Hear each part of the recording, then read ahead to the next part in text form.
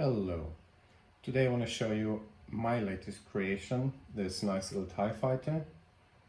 And I already know what you're thinking. You're thinking, wow, this looks like one of the best Lego TIE Fighters I've ever seen. Certainly when it comes to minifigure scale. And I wouldn't disagree with that. But that's not the end of it. Because this isn't just any ordinary TIE Fighter. This is the Outland TIE Fighter as seen on the TV show The Mandalorian, which means this is foldable wings and an extendable landing gear, and it still fits a pilot inside all the time. But before we look into those details, let's just have a look at the actual design as it stands here right now. So as you can see, we have this nice round shape in the front and like this nice sculpted spherical shape in general. Let's turn it around. Here we see the back where we have this iconic hexagon shape. Yeah, and I think all around nice little TIE Fighter. It is sturdy enough. I can shake it, wiggle it, I can do most everything with it, but I'd still call it a display model because there are parts that are a bit more dicey, like for instance this little part on the top in the middle could come off if you're too rough with it, and of course all the movable parts, the foldable wings and the landing gear are a little bit dicey to operate. So while it does hold up nicely in this form, I'd still consider it a display model more than a play set.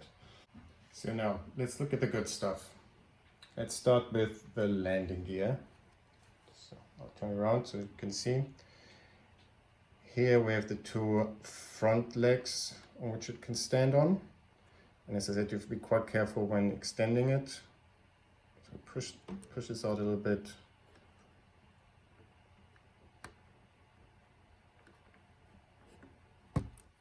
And with those hinges, which are nice and stable once extended, but the whole unfolding process is a bit dicey. So there's one leg. Let's do the other one.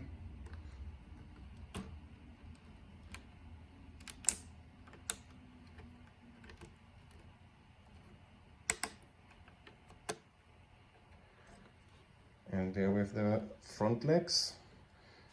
In the back we have a similar system. If this part which comes out, and so that's our landing gear extended.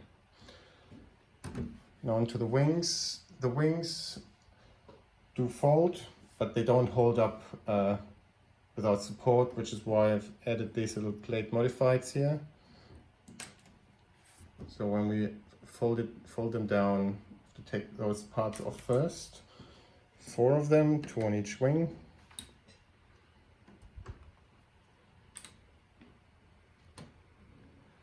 And there we are.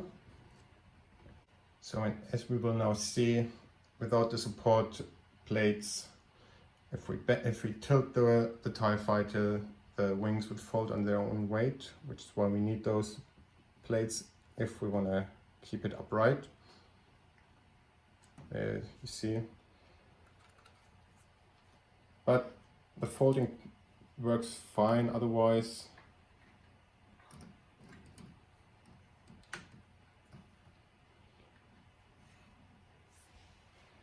And there we have it. And the Outland TIE Fighter has landed. So let's turn it around. You have to be careful with the landing gear. While it is stable, if we push on it too hard, it would collapse. But yeah, so that's pretty much it. So now let's bring it back into the original position. First, let's the wings upright again. Add those plates modified to keep him there.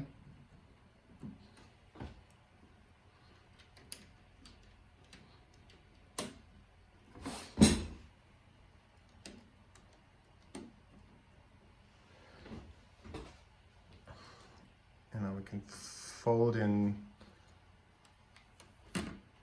the landing gear again.